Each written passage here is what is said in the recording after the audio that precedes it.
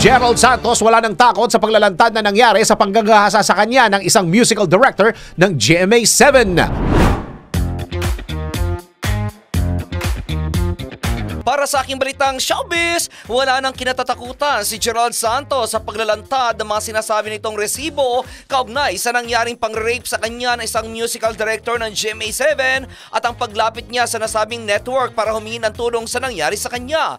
Ito'y matapos sasagutin ng nasabing network ang kanyang aligasyon na pinabayaan nila ang nasabing kaso ng idulog ito sa kanila ng singer. Sa pagdinig kasi ng Senado, sinabi ni Gerald na masakit sa kanya na sabihan ng ilang umano'y powerful individual ng GMA7 na mag-move on na lang at inakusahan pa siya ng pagiging homophobic.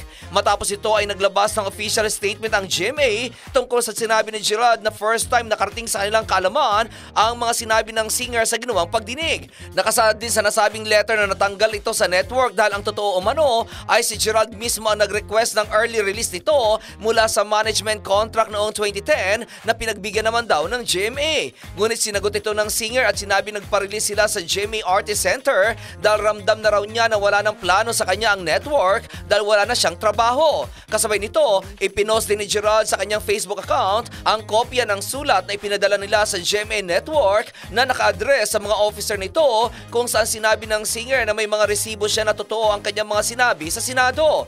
Ngunit nilinaw ni Gerald na hindi GMA ang kalaban niya sa kanyang ginawa kundi ang mga tao na may galit sa kanya dahil isinumbong niya ang panggagahasa sa kanya noong siya ay 15 anyos pa lamang.